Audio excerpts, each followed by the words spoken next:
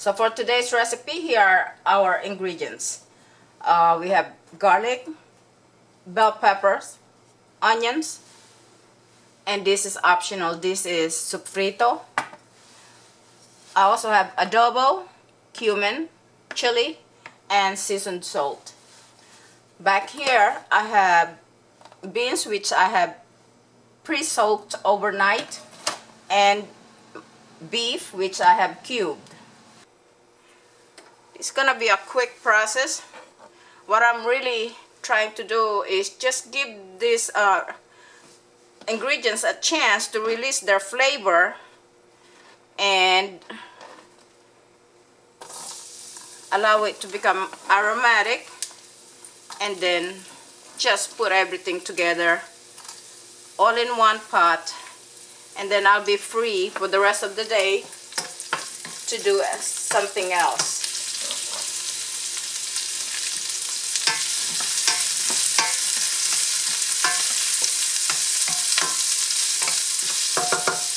I'm gonna allow the onion to get nice and aromatic. Allow it to get a little translucent, then we'll add the next ingredient.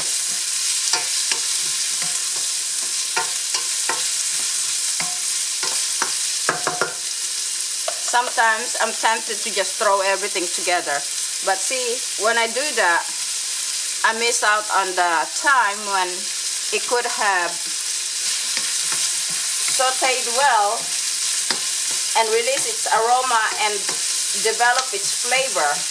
So by sauteing the ingredients and give it some time to do their thing, the outcome of the food is so much better. So now, as you can see, tomato is getting, the onion is getting translucent. We are going to add the bell pepper.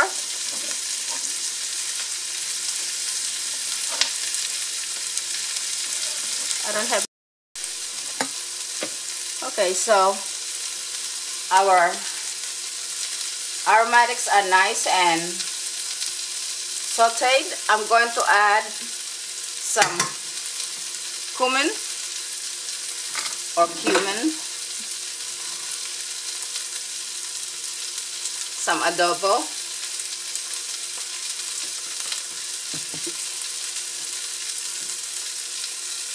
some seasoned salt. As you can see, I'm using a spoon, soup spoon. These ingredients really depends on your taste. Like, so this is the chili pepper. Put as much or as little as you want. It's according to how much heat you want on your chili. And here's my sofrito.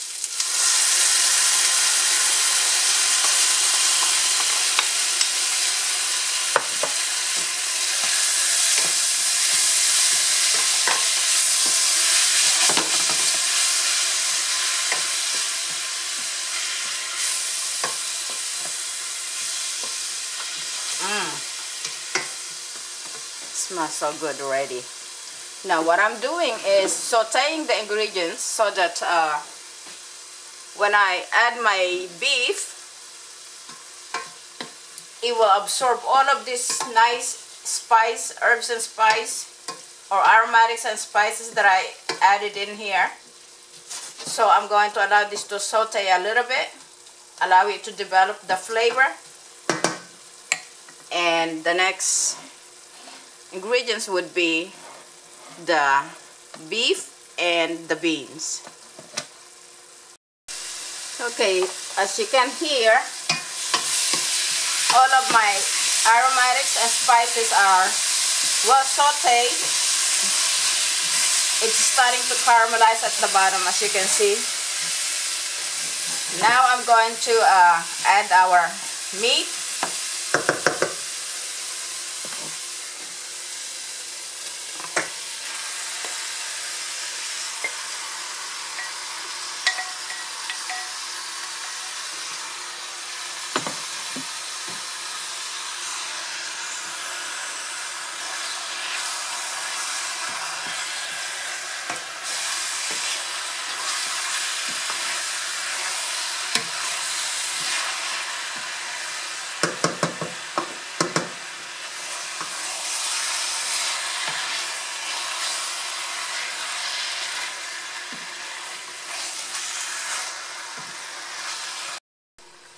So what I'm going to do now is I'm going to transfer this to the crock pot or slow cooker, and I'm going to add the beans,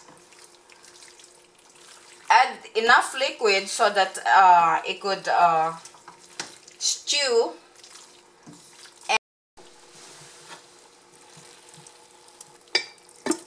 Oops, have to be careful.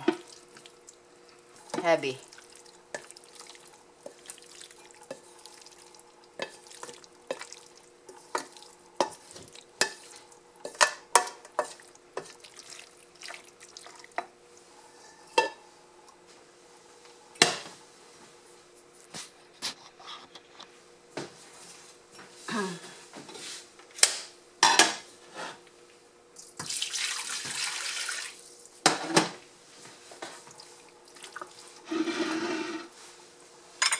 Going to plug my slow cooker in, putting it on high, and I'm going to add the beans.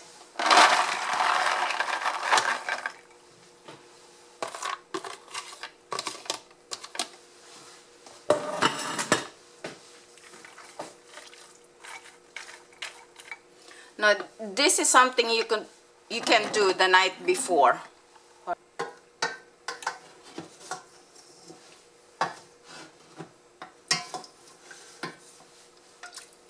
So I'm going to add as much water as I can put in here.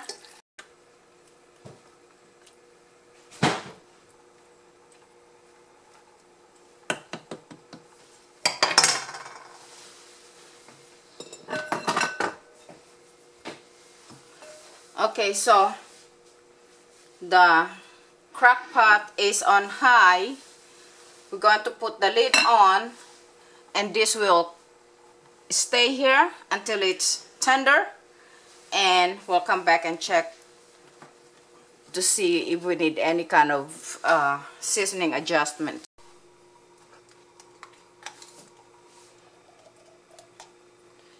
So I'm going to add some tomato paste, and this will thicken the sauce and give it a nice tomatoey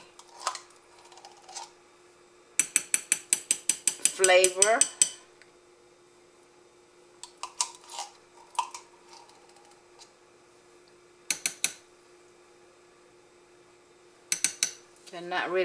We don't really need too much. Okay, so as you can see,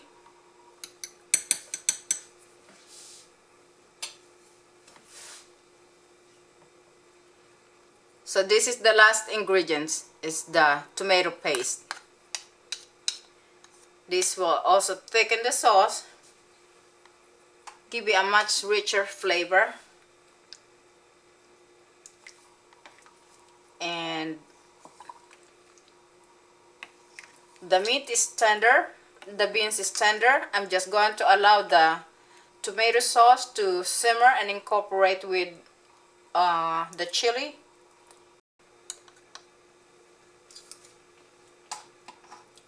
Oh my goodness, this is so good.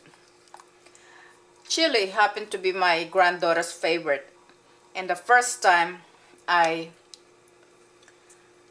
gave her some, she was so excited and so happy and said, "Grandma, this is one of my most favorite dish. Please make some more all the time." So I don't know what all the time means, but I'm making this especially for her. So as you can see, there is our chili, and I just cover it and allow it to simmer a little more, and our chili is done.